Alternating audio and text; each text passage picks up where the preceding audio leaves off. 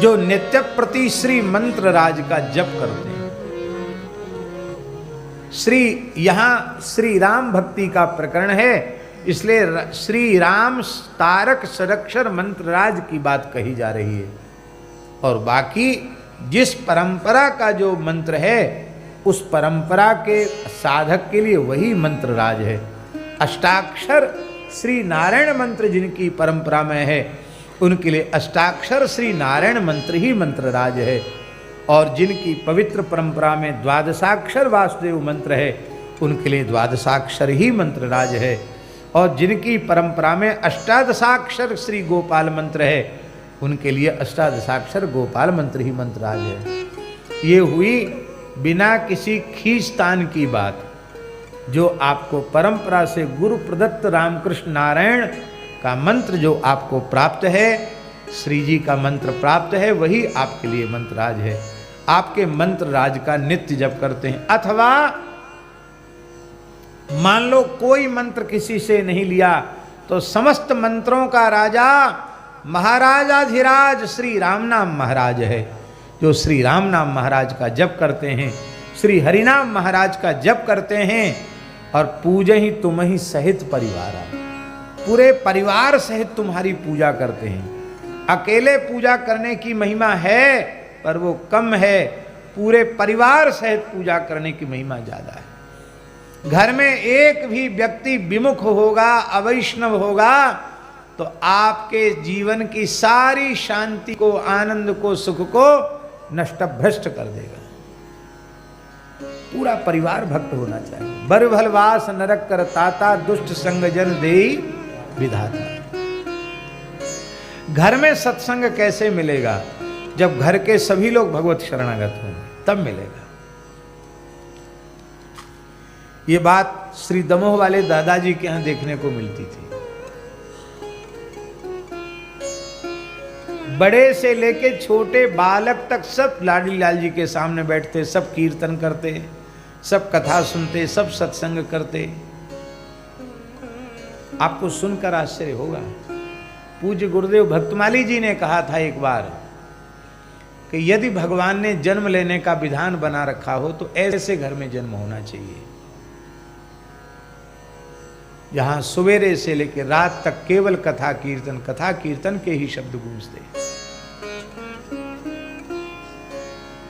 परिवार से भक्ति करने का महाराज जी कहते थे कि पंडित जी महाराज कहते थे, पंडित श्री भक्तमाली जी कहते थे, वैष्णव पुरुष और अवैष्णव नारी ऊंट बैल की जोड़ी गाड़ी।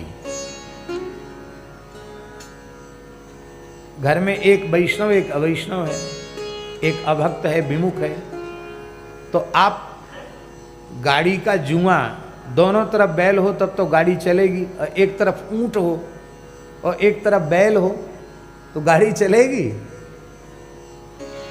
सबके सब भक्त होना चाहिए और यह आपके हाथ में है या आपके बस में है। आप कर सकते हैं। कैसे कर सकते हैं?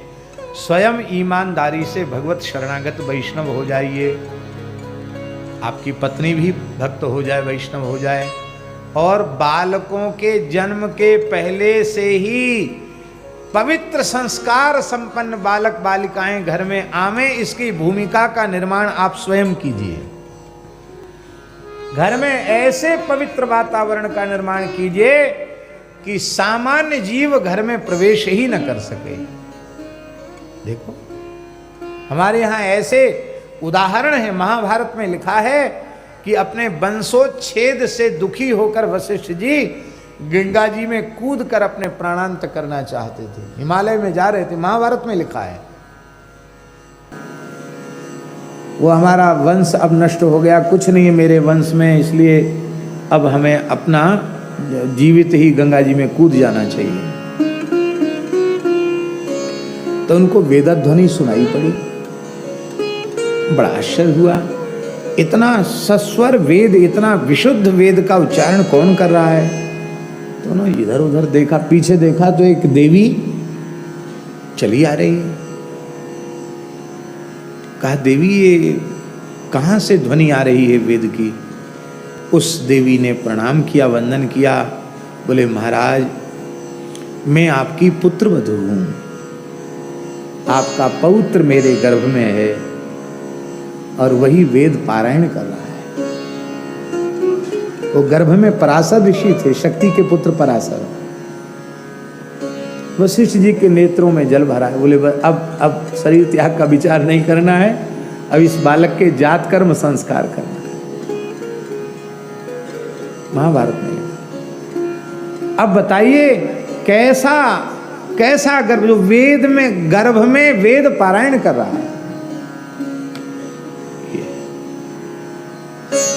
आप भूमिका का निर्माण कीजिए। ऐसा ही होगा, घर में कथा कीर्तन होगा, एकादशी करेंगे, सब तुलसी में जल चढ़ाएंगे, रोज हरिनाम कीर्तन होगा, रोज भगवान की कथा होगी, भगवान के भक्तों के चरित्रों का गान होगा, संतों का आवागमन बना रहेगा। देखिए फिर घर में ही अयोध्या वृंदावन सब प्रकट हो जाएगा। माई मेरे श्याम